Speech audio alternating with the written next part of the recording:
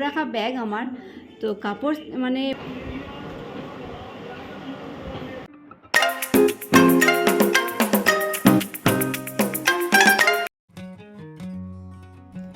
নমস্কার সবাইকে, আমি পিকু। আমার আরও একটা নতুন ব্লগে আপনাদের সবাইকে স্বাগত জানাই। আজকে সকালবেলা কোথাও কোথাও দেখছি মেঘ জমেছে, আবার কোথাও কোথাও সুন্দর আকাশ। চলুন, আজ রবিবার, সেই জন্য রবিবারেও কিন্তু আমার ছুটি নেই। রিওকে নিয়ে চললাম রিওর ক্রিকেট কোচিং সেন্টারে। আমার ছুটি নেই, সাথে সাথে রিওর তো একেবারেই ছুটি নেই। খুব খারাপ লাগে যে রবিবারে সকালে সবাই বেশ দেরি করেই ঘুম থেকে ওঠে, কিন্তু রিওকে ঘুম থেকে সেই সকাল 6টার সময় উঠতে হয়। এখন কিন্তু রিওর আজকে খেলা হয়ে গেছে, ওর চোখ মুখের অবস্থা দেখে সেটা অবশ্যই বুঝতে পারছেন। তারপরে দেখলাম যে একটা ডাবওয়ালা যাচ্ছে, ওনার কাছ থেকে এই ডাবটা 50 টাকায় আমি কিনে নিলাম। এই দেখুন, আবারও মুষলধারে বৃষ্টি নেমে গেছে। অন্যান্য জায়গায় মুষলধারে হচ্ছে, কিন্তু আমরা যে জায়গায় নামলাম সেখানে কিন্তু একটু হালকা বৃষ্টি হচ্ছিল। তারপরে সকালবেলা তো আমার পক্ষে আর টিফিন বানানো সম্ভব না। আমরা যখন বাড়িতে ফিরেছি তখন প্রায় 10:30। তো এখন আমরা কচুরি কিনে নিয়ে এসেছি। আজকে বা শনিবার বা রবিবারে সকালটা বেশি অংশ দিন আমার কেনা টিফিনই হয়ে থাকে। তো আজ একটু কচুরি কিনলাম, তার সাথে ঝাল ঝাল আলুর তরকারি ছিল। চলুন এবার খেয়ে নিই। আসল কথা তো আপনাদের সাথে বলাই হলো না। এখন দেখতে পাচ্ছেন আমি ডাবের সাথে কি পরিমাণে যুদ্ধ করছি। আসলে এই মালাই খেতে খুবই ভালো লাগে, যেটাকে আমরা বলি ডাবের শ্বাস। আমরা যখন ডাব খাচ্ছিলাম তারপরেই দেখি ডাবওয়ালা চলে গেছে। মাথাতে একদমই ছিল না যে এই ডাবটাকে কেটে নেব। তারপরে ভাবলাম আমাদের এখানে তো বসেই ডাবওয়ালা, ওনার কাছ থেকে কেটে নেব। আজকে দেখলাম উনিও বসেনি। কি করব, বাড়িতে বাধ্য হয়ে একটা দা ছিল, সেটা দিয়েই কোনো রকমে কাটলাম। রীতিমতো এক প্রকার যুদ্ধ করে এই ডাবটা কিন্তু আমি কাটলাম।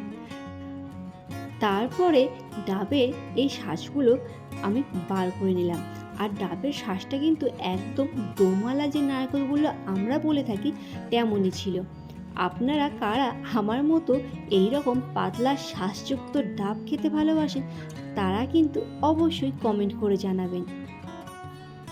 আমার বাপের বাড়িতে কিন্তু অনেক নারকেল গাছ আছে, তারপরে আমাদের কপালে এই দোমালা শ্বাসযুক্ত নারকেল একেবারেই জোটে না। কারণ আমরা যখন যাই তখন ডাব পাড়ার লোকই খুঁজে পাওয়া যায় না।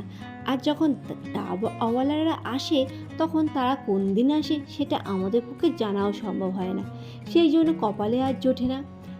আর যেটুকু পারি সেটুকুই আমরা কিনে খাই।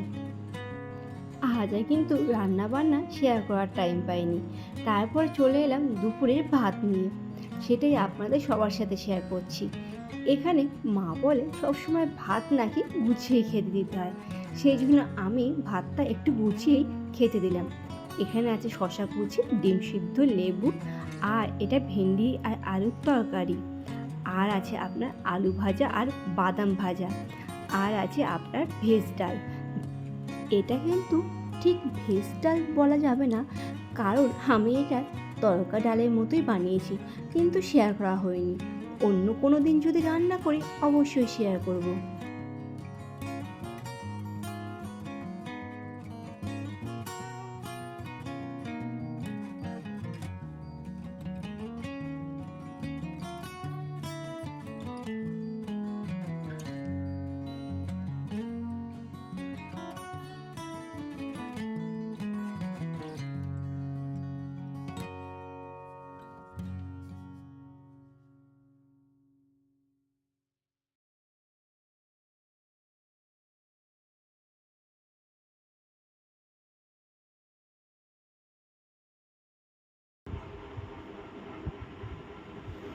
এই দেখুন রিও করছে পড়াশোনা। রাত্রি এখন কটা বাজে শোনা?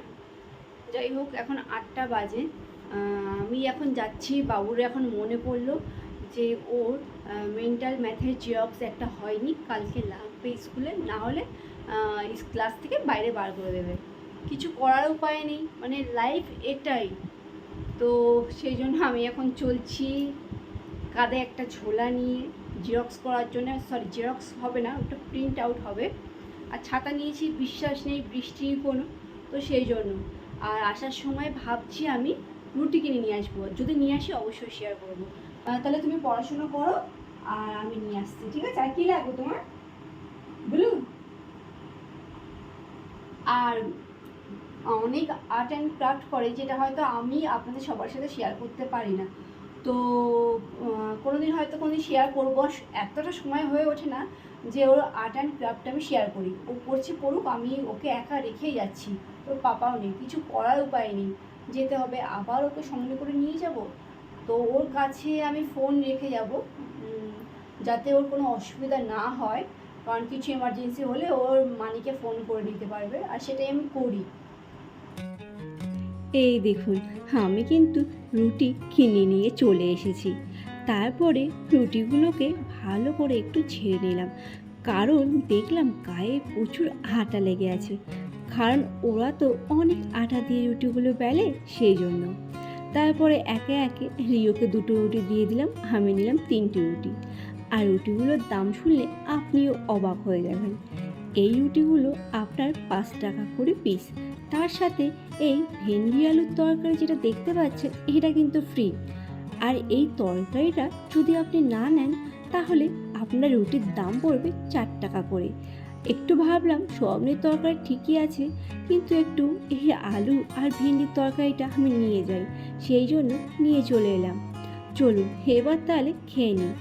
আর আসল কথা তো বলাই হলো না, সাথে পেঁয়াজ কিন্তু আমি রেখে দিয়েছি। পেঁয়াজ ছাড়া রুটি খেতে ঠিক একটা ভালো লাগে না। চলুন এবার তাহলে খাওয়াটা শুরু করে দিই।